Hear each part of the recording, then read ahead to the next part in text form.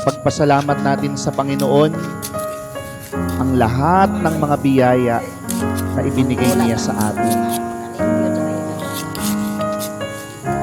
Salamat sa Diyos, buhay pa tayo.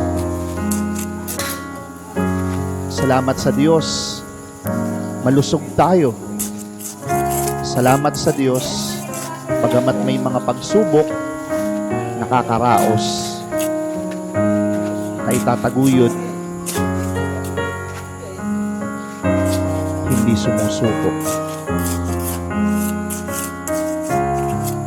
Lord God, salamat po sa lahat ng mga biyaya na ibinibigay ninyo sa amin.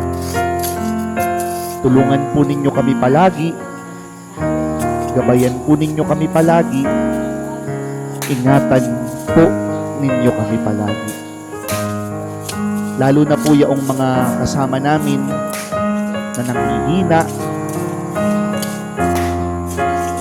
yung mga nawawala ng pag-asa, lalo na po yung mga may sakit.